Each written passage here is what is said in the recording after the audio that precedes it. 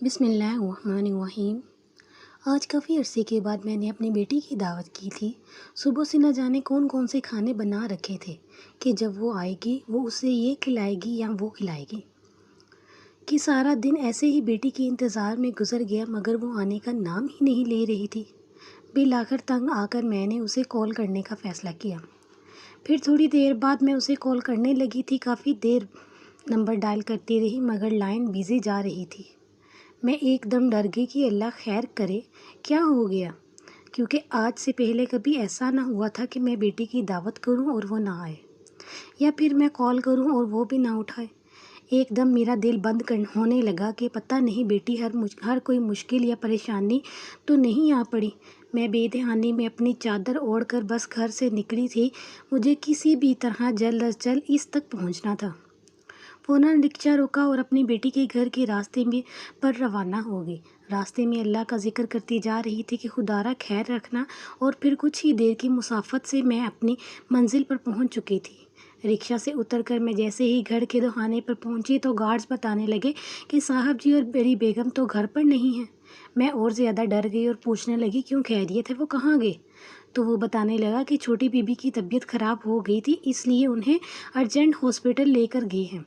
چھوٹی be be سن کر میں سمجھ گئی کہ یقیناً اب کی بار اس کی نند نے کوئی مسئلہ کیا ہوگا۔ غصہ آنے لگا تھا بے انتہا مجھے اس پر۔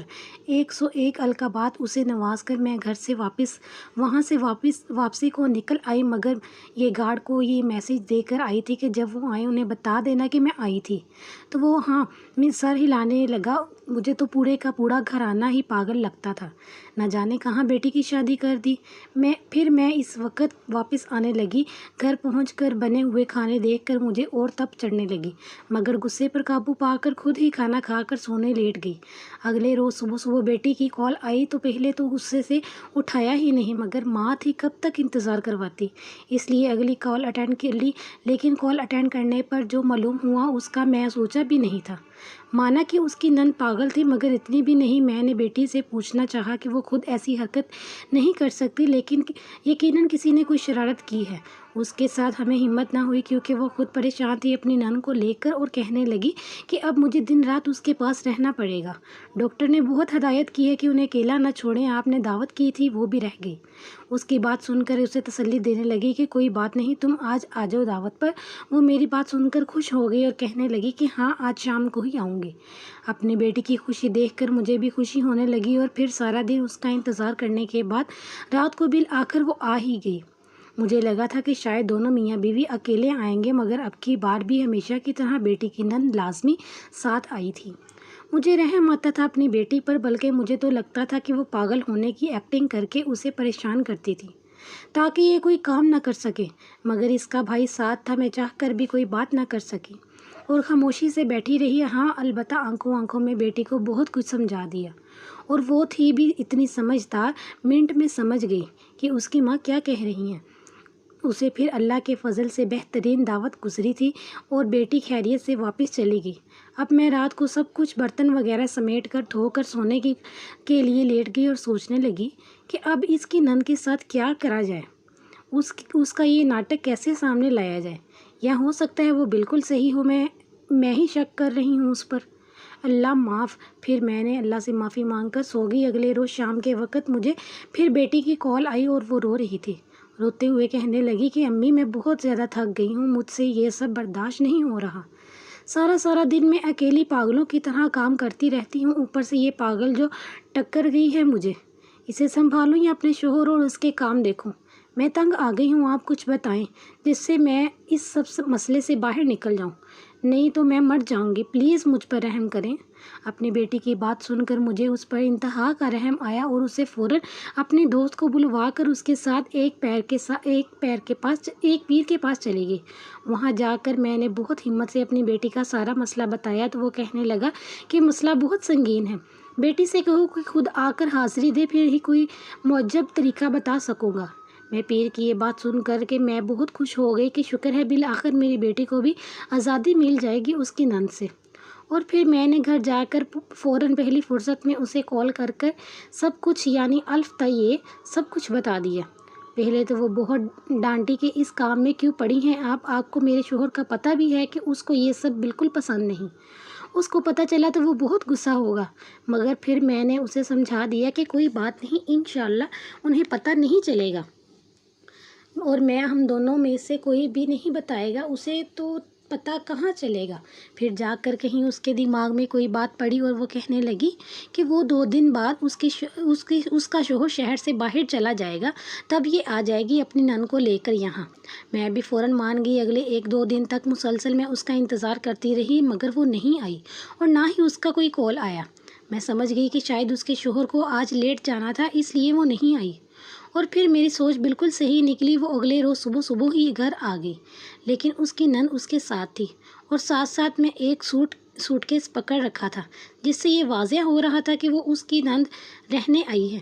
بیٹی کے رہنے پر تو مجھے کوئی مسئلہ نہ تھا، مگر وہ اس کی پاگل نند، اس سے مجھے بہت خوف آتا تھا، کیونکہ وہ ہم انسانوں پر بھی حملہ کر دیتی تھی۔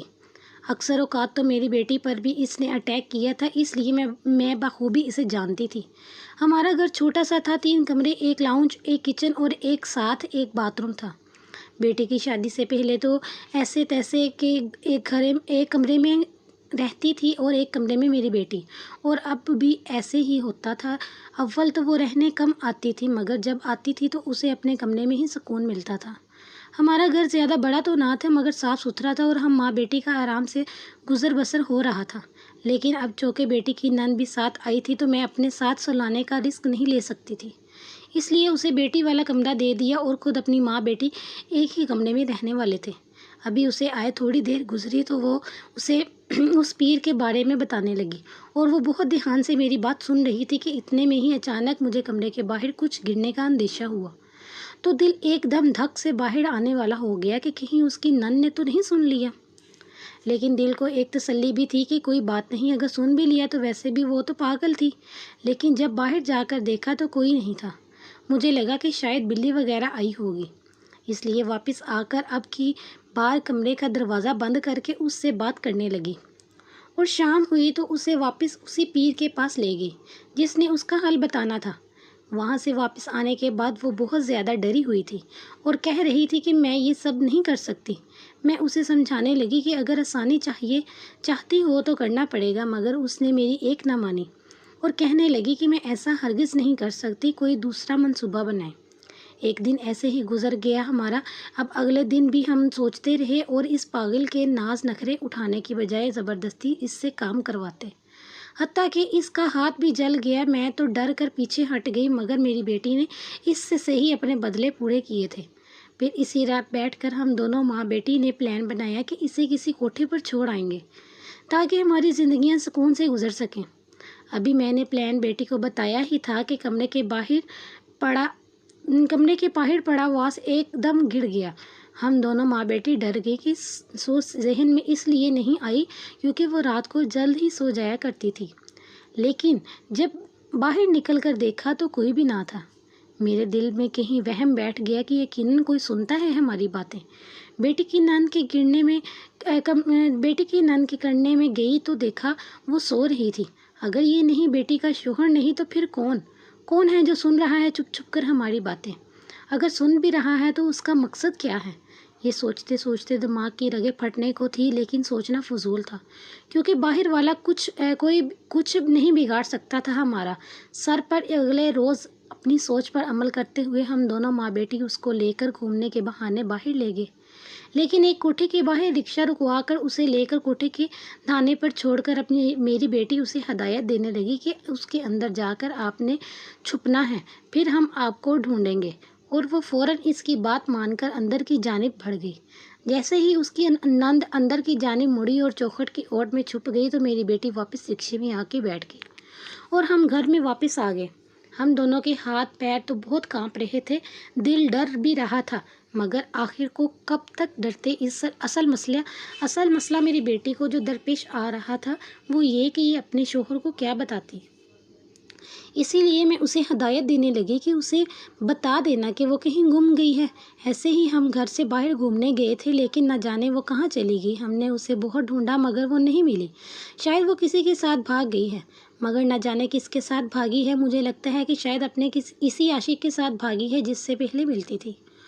वो मेरी बेटी ने मेरी ही बात मानी। रात को जब शोहर का फ़ोन आया तो उसने अपने बहन के बारे में दरियाफ्त किया तो मेरी बेटी ने मेरे ही कही ही बात आगे बढ़ा दी तो वो बहुत ज़्यादा परेशान हो गया। मेरी बेटी को बहुत डांटा उसने, मगर थोड़ी देर बाद खुद आराम सुकून में आ गया और कहने लगा, कोई बात नहीं, बहुत अच्छी बात है कि गुम गई, हम कब तक उसका बोझ उठाते। अपने शोहर की बात सुनकर मेरी बेटी बहुत खुश हो गई। शेड्यूल के मुताबिक बेटी का शोहर वापस आया तो वो वापस चली गई, लेकिन चंद ही दिनों में उसकी तबीयत हद दर्जे की खराब हो गई।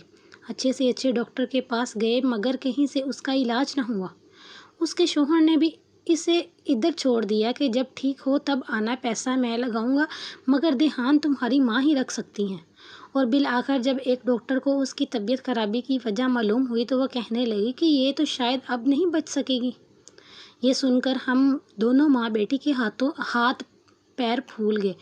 फिर मैं उसे समझाने लगी कि मुझे लगता है तुम्हारी नंद की बद्दुआ लगी है, अगर अच्छी हो तो अभी जाकर उसे वापस ले आओ। फिर हम दोनों माँ बेटी वापस उसी कोठे पर गए और उसे लेने, मगर सामने जो मंजर मैंने देखा वो देखते ही मुझ पर क़यामत टूट पड़ी कि मेरा नाम रुखसाना है और मैं एक बेवा औरत हूँ।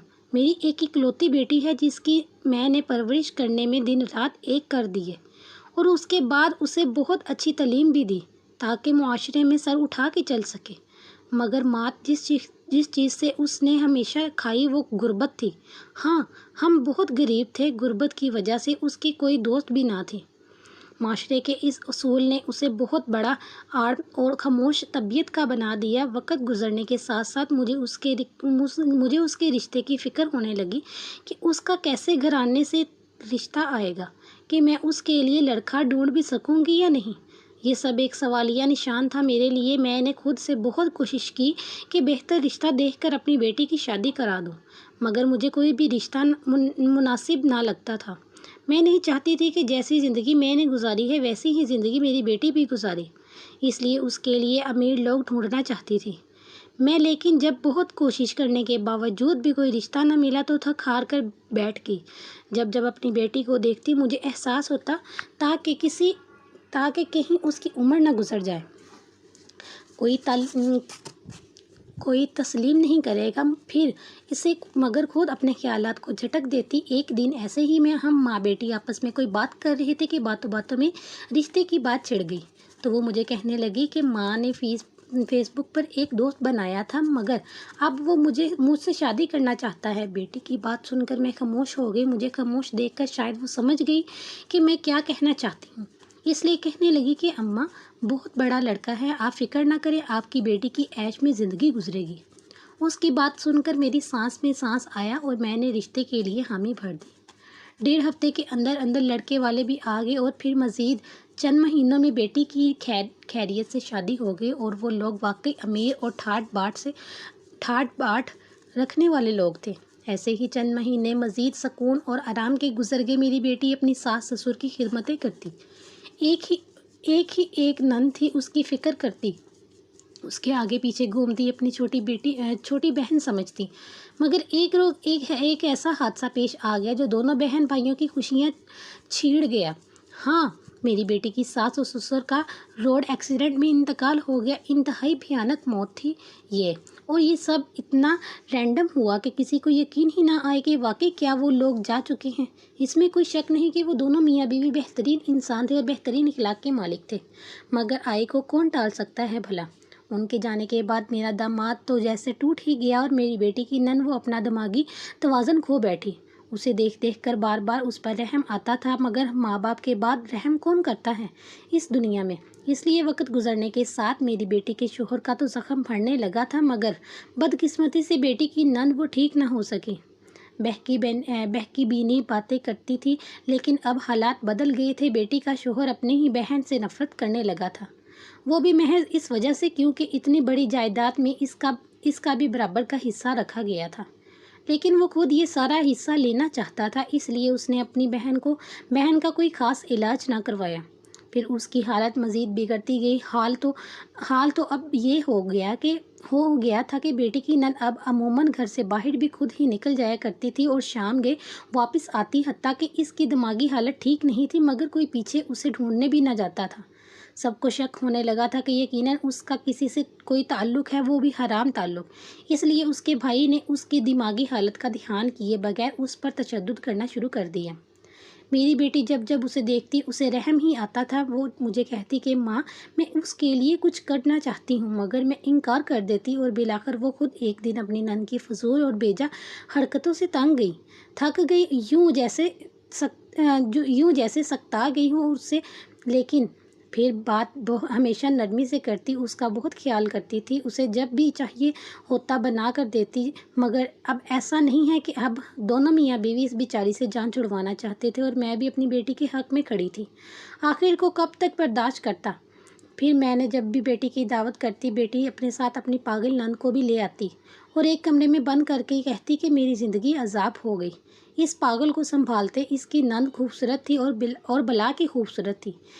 اسی لیے میں نے بیٹی کے ساتھ مل کر کوٹھے پر بھیج دیا اور شوہر کو کہہ دیا کہ وہ کہیں بھاگ گئی ہے۔ سن کر شوہر خوش ہو گیا، پر میری بیٹی کی طبیعت اچانک خراب ہو گئی۔ ڈاکٹر نے کہا کہ وہ نہیں بچے گی۔ میں بیٹی کی نند کی بد دعا سمجھ کر رونے لگی اور اس کو ڈھونڈنے کوٹھے پر گئی تو آگے جو منظر میں نے دیکھا، مجھ پر قیامت ٹوٹ پڑی، کیونکہ آگے کوٹھا بند تھا۔ میں بہت زیادہ ڈر گئی کہ اب میں کہاں سے ڈھونڈوں گی اسے۔ بیٹی کو اس حالت میں دیکھا بھی نہیں جا رہا تھا، کیونکہ اس کا مرض عام بھی نہ تھا، اسے کینسر ہو گیا تھا جو بڑھتے بڑھی جا رہا تھا۔ تھک ہار کر جب گھر واپس آ گئے تو دن ایسے ہی ایک دوسرے کی شکل دیکھتے رہے، مگر کچھ سمجھ نہ آ رہی تھی کہ کیا کیا جائے۔ بالآخر میں اس نتیجے پہ پہنچ آئی کہ اب بیٹی کے شوہر کو ساری سچائی بتا دی جائے۔ اس لیے خود میں ہمت پیدا کر کے ہم نے فون لگایا اور اسے گھر پر بلایا۔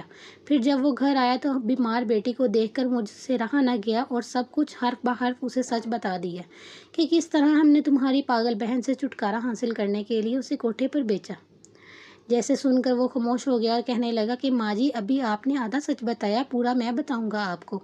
پھر اس نے اشارہ کیا تو گھر میں ایک اس کی بہن داخل ہوئی، جسے دیکھ کر ہم دونوں ماں بیٹی چپ لگ گئی۔ ہم بھلا اب کیا وضاحت دیتے، لیکن سچ شکر ہے کہ وہ مل گئی تھی۔ اس کے اندر آتے ہی میری بیٹی کا شوہر اس سے مخاطب ہوا اور کہنے لگا کہ یہی ہے نا وہ جسے کوٹھے پر بیچا تھا۔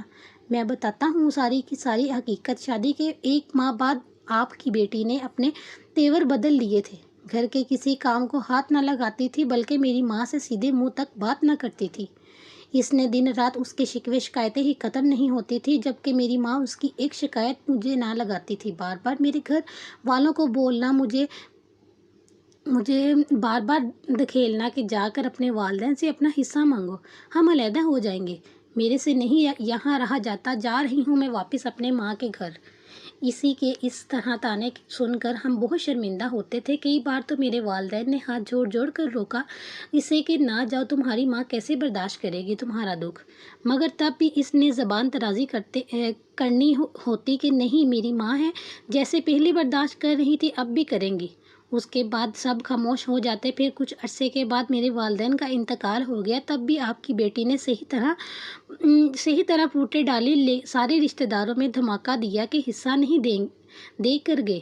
میں تب بھی صبر کر گیا، مگر میری بہن کی دماغی حالت خراب ہوئی تو ڈاکٹر نے صاف لفظوں میں مجھے کہا کہ یہ کچھ عرصے میں ہی ٹھیک ہو جائے گی۔ اس کے 1 مہینے کے بعد جب دوبارہ چیک اپ کے لیے لے کر گیا تو ڈاکٹر نے مجھ پر واضح کر دیا کہ آپ کی بہن کو شاید غلط دوائیاں دی جا رہی ہیں، جس کے باعث وہ ٹھیک نہیں ہو پا رہی۔ میرا سیدھا شک آپ کی بیٹی پر گیا، کیونکہ گھر میں بس وہی اس کا خیال رکھا کرتی تھی۔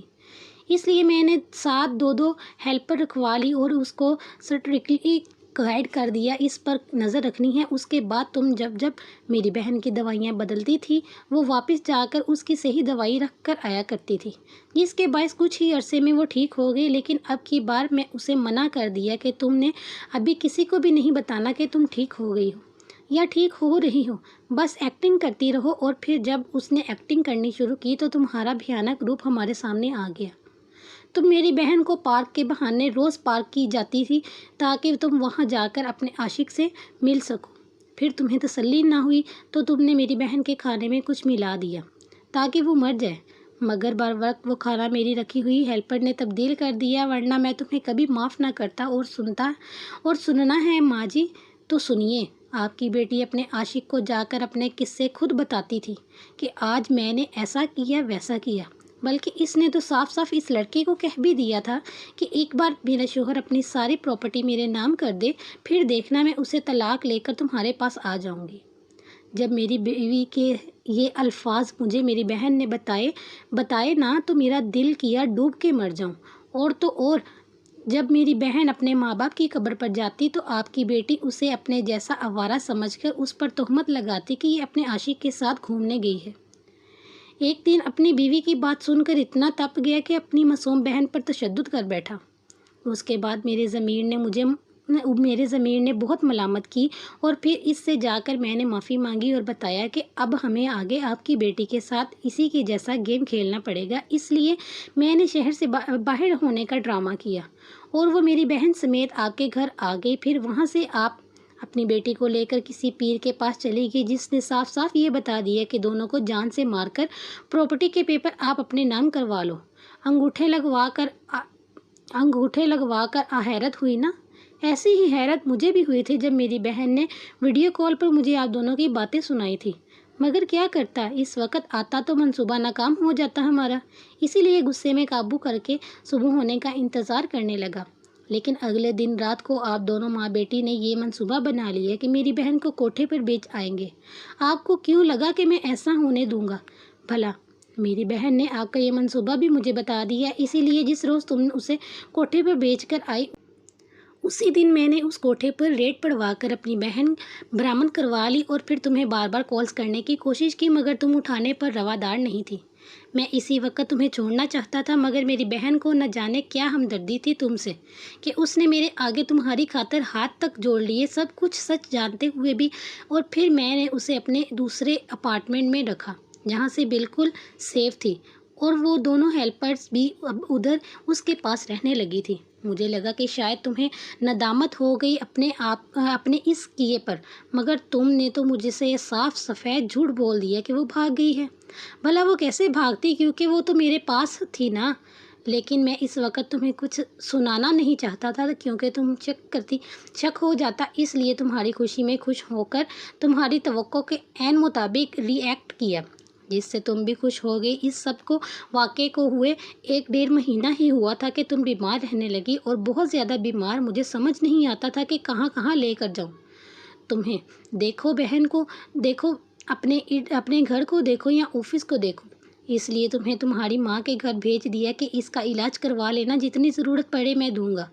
और यही वो वक़्त था जब तुम्हें एहसास नदामत ने आन घेरा और तुम माफ़ी मांगने इससे गई। मगर अब ज़रूरत क्या थी? पैसे की लालच में तुम हमारी ज़िंदगियों से खेल रही थी। क्या तुम्हें शर्म नहीं आती? क्या चीज़ तुम्हें नहीं दी मैंने? हर वो चीज़ जिस पर उंगली रखी तुम्हें दी, ताकि तुम खुश रह सको। मगर तुमने आज मेरा एतबार उठा दिया। रिश्ता हमेशा लेवल के लोगों के साथ जोड़ना चाहिए। अगर ऊंचे घर से आए तो गुर्बत के ताने देंगे, और निचले से आए तो लूट मार ले जाएंगे। लेकिन जो प्यार करने वाले होते हैं ना, ऐसे नहीं होते। ये रिश्ते आप लोगों के लिए मजाक होंगे, मगर मेरे लिए नहीं। मैं आज इसीलिए तुम्हें आज़ादी देने आया हूँ, क्योंकि मेरा नहीं ख्याल कि हम साथ ही गुजारा कर पाएंगे। हाँ, अलबत्ता तुम्हारे इलाज का पैसा मैं अब भी देने को तैयार हूँ। अपने दामाद की ये बात सुनकर मेरी आंखों से आंसू बहने लगे, जबकि दूसरी तरफ मेरी बेटी खामोश थी। शायद एहसास नदामत की खामोशी थी, लेकिन मैंने बहुत माफ़ी मांगी, इल्तिजाएं की। मुझे लगा कि शायद वो नहीं माफ़ करेंगे, मगर शायद वो अजीम माँ बाप के बच्चे थे जिन्होंने छोटे होते हुए भी ज़र्फ़ दिखाया और माफ़ कर गए। इस वाक़े के 1.5-2 हफ्ते बाद ही मेरी बेटी का इंतकाल हो गया। मैं बहुत अकेली हो गई थी। मुझे लगने लगा कि शायद मुझे भी अल्लाह ने ज़िंदगी देकर कोई सज़ा दी है, मगर ऐसा बिल्कुल ना था। मेरा दामाद मुझे अपने घर ले गया और कहने लगा कि आपकी बेटी ने जो किया उसका अमल, और आपने जो किया उसका अमल। मगर अब जब आपको हदायत आ चुकी है तो इस तरह मैं अकेला नहीं रहने दूंगा, मेरे साथ चलें। और फिर वो मुझे अपने साथ लेकर आया था और हम हंसी खुशी साथ ज़िंदगी गुजारने लगे। तो यहाँ बुरे का अंजाम बुरा हुआ, और ऐसे ही होता है जिसके साथ सिवाय इन लोगों जिन्होंने तौबा करके सच्ची माफ़ी मांगी हो और हदायत के रास्ते को थामा हो।